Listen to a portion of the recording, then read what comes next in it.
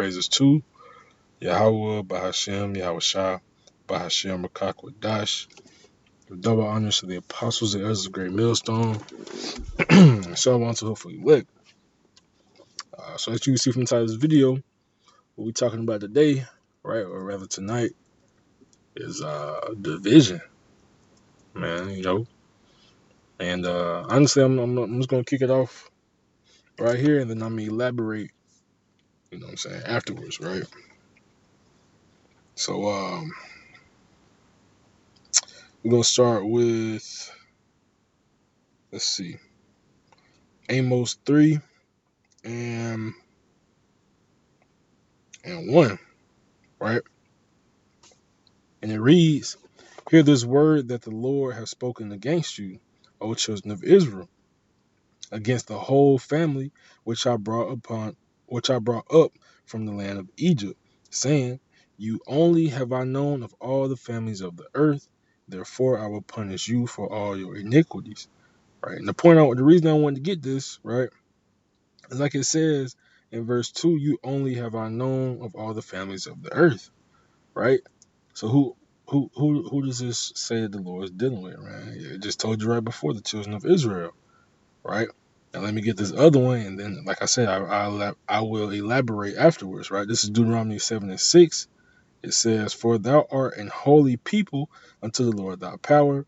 The Lord thy power has chosen thee to be a special people unto himself above all people that are upon the face of the earth." Right? So I wanted to get this to show the one sense of division, right? The Most High deals in a balance, right? He has people who he hates, people who he loves, right? And who are those people? These people are the children of Israel, right? These are people who he loved. We are a separate people. We are a people that are not of, right, the rest of these heathen nations, right? You got to come out and be separate, right? You got to be separate from these heathen nations, right? Let me get this right quick. This is 2 Corinthians 6, right? And we just started 14, right? Like I said, we can't be the same as these heathens. We can't mingle. You shouldn't be mingling with them, right? You shouldn't be, you know, hanging out with them, going, what I'm saying, going all these places with them. Now, of course, we know there's people in our lives, right? You might go to work, right? You might go to a family event. You might go to, what I'm saying, your uncle house or something, But the point is, you shouldn't really be, you know, putting yourself in the same, like it's, what matter of fact, I'm just gonna read it to you and stop babbling, right? This is 2 Corinthians 6 and 14. It says, "Be ye not unequally yoked together with unbelievers. For what fellowship have the righteous with unrighteousness? And what communion hath light with darkness?" Right? So you can't be unequally yoked with unbelievers, man. Y'all don't have nothing in common.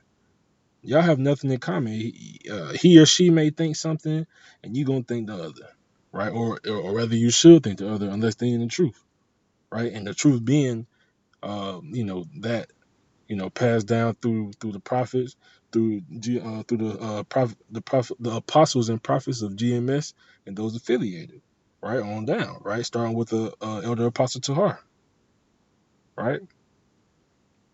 So if they not of that mindset, what y'all have no business being together. Y'all need to be what, divided, man, right? You gotta step out. You gotta be you know you gotta learn how to be okay with being alone, right? And when I say alone, I mean being separate from the world, right? Now, of course, two is better than one, right? Because when you have, but that two means two of this sheepfold, right? Two of this thing of ours, right? Somebody who has the wisdom and knowledge of Yahweh Bashim Shah, right? To bounce off of yours, because when you fall, he can pick you up, right? And vice versa, right? So I'm gonna skip on down, right? To verse 17, it says, "Wherefore come out from among them, and be ye separate, saith the Lord. And touch not the unclean thing, and I will receive you, man. So you gotta come out from among them, be ye separate. You gotta create a divide in between y'all, right? Now, I might be showing how young I am, right? But back when I was in school, right, you taking the test, you put like a little Anilla folder, in between you, and you create a divide, right? They can't see what you're doing, you can't see what they're doing. You know what I'm saying? They don't know what's going on with your paper. You know what I'm saying? You gotta be that way. You gotta put a divide in between, right? To make y'all separate. You gotta separate, right? And that's things like this is pertaining to more so, right, the 2/3, but also, you know what I'm saying, what are you doing mingling with the other nations, especially if you know the other nations. Like if you know these is you know heathens who doing heathen things, eating, like if you were a damn Moabite or something, and they eating all this weird shit, you know what I'm saying, eating these damn squids and raw and all this weird shit, they doing this weird Buddhist bullshit. You know what I'm saying? You gotta, why are you around them, right? And Jake want to be just like him, man. I see Buddhists. You know what I'm saying? People want to be Buddhists. People don't know what they want to be. Jake want to be everything but an Israelite. He want to do. He want to be everything but a servant of Yahweh Bashim Yahushua, right? But not to get too far off topic. These nations are a thing that you got to divide from also, right? You can't be sitting around, you know what I'm saying, taking on or like taking on their holidays and their feast days and things like that, because it's what their other this it's heathen. It's a heathen holiday, right? It's a pagan holiday, right? You got to remember these nations are as nothing unto the Lord, man. Pursuant to Second Ezra 6, right? And for those of you who don't know, it's also in Isaiah, which I just so happen to have up here. Matter of fact, let me put it do not disturb on. Right? This is Isaiah 40, verse 15. It says, "Behold, the nations are as a drop of a bucket, and are counted as a small dust of the balance. Behold, he hath taken up the isles as a very little thing." Right? And Lebanon is not sufficient to burn, nor the beasts thereof sufficient for a burnt offering. All nations before him are as nothing, and they are all counted to him less than nothing and vanity, man. So these all the nations, right, are as nothing, right? Now, if you go back to, I think it's Exodus, right, it's going to tell you he saw the nation of what, of Israel, and he had respect unto them, right? So again, there's no reason for you to be mingling around with these other nations, man. They're nothing, right? They're not benefiting you in any way. So what? You gotta learn to be divided. You gotta learn to be separate from these people, man. Right? Now I'm gonna read this. This is the other side of it, right? It's dealing with the words of Yahushua, right? And he's telling you to be separate from what? From even your own household, your own family. If they causing you to go off, if they going off, if they doing things that you know that they're not supposed to be doing, right? So this is Luke 12 and 51. It says, "Suppose ye that I am come to bring peace in the earth?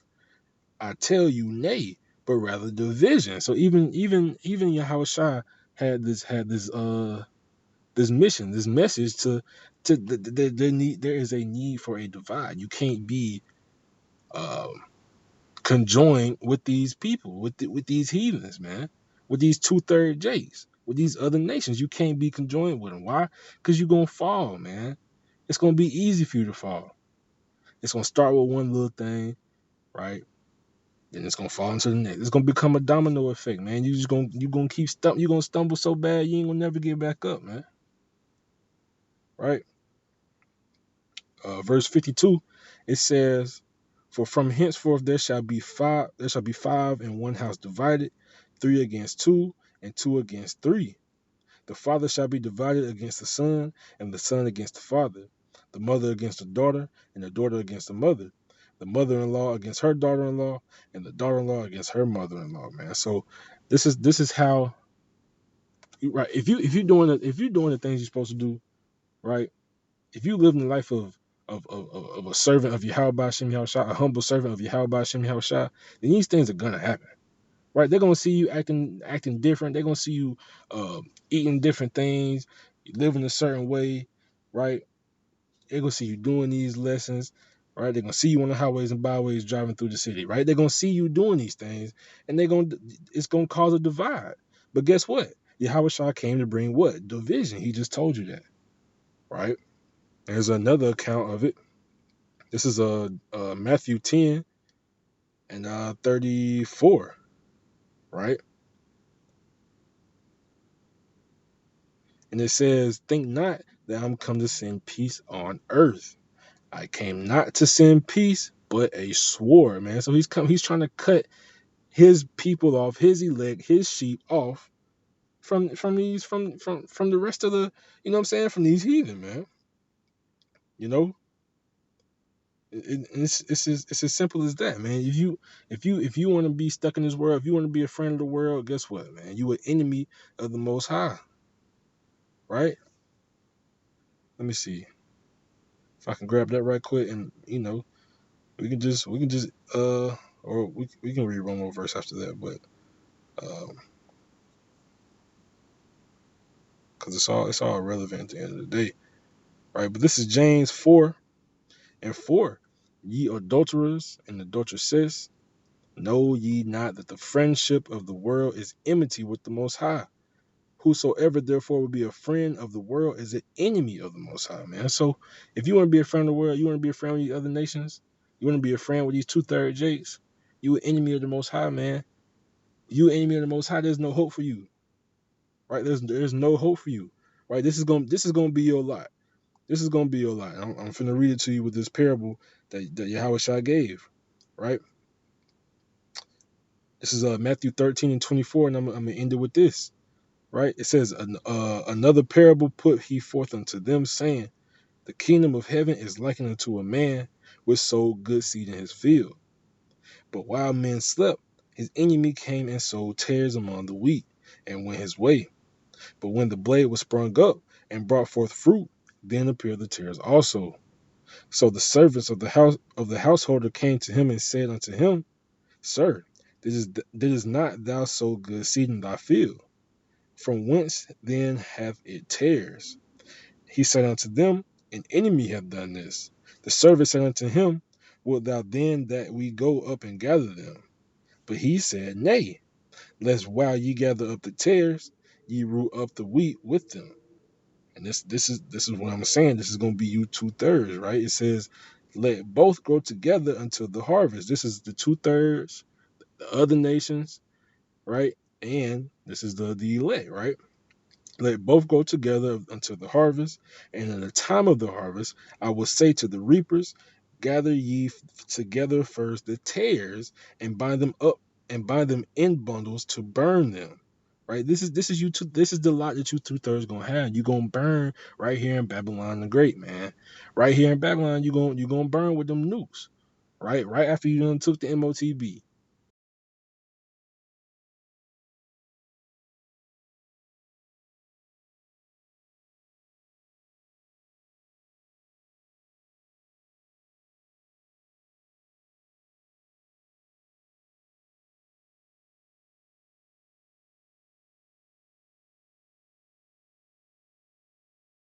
And then you gonna be right there in the kingdom, man.